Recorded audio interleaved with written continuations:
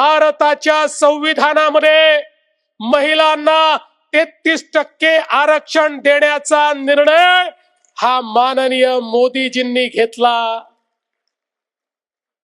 आता काही बोलघेवडे लोक 2023 माझं ट्विट दाखवतात आणि म्हणतात 2023 मध्ये जर महिला आरक्षण मिळालं होतं तर मग आता पुन्हा बिल आणण्याची आवश्यकता काय होती।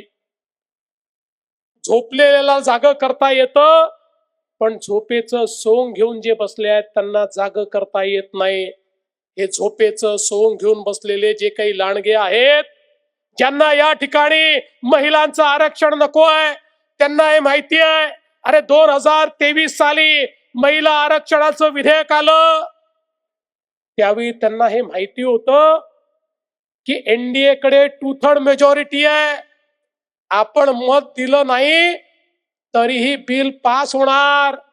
मुकाट्याने सर्वांनी त्याला समर्थन दिलं आणि ते बिल पास झालं आणि संविधान संशोधन होऊन महिलांना आरक्षण देण्याचा मार्ग मोकळा झाला। आता जेव्हा पुन्हा बिल आलं त्यावेळी हे लोक म्हणतात डिलिमिटेशन कशा करता, या ठिकाणी 2011चं सेन्सस कशा करता।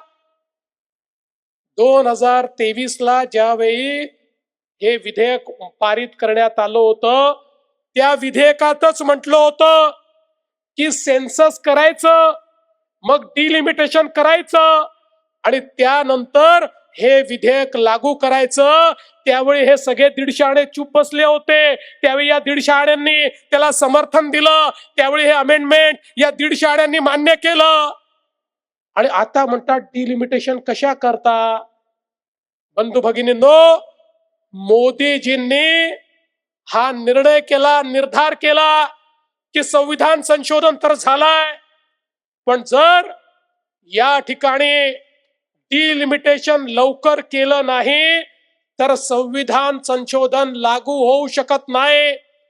2029च्या निवडणुकीमध्ये महिलांना रिझर्वेशन मिळू शकत नाही आणि म्हणून मोदीजींनी पुन्हा जो काही कायदा आणलेला आहे त्या कायद्याच्या माध्यमातून 33% आरक्षण 2029च्या निवडणुकीमध्ये लागू करण्याकरता तरतूद करण्यात आली।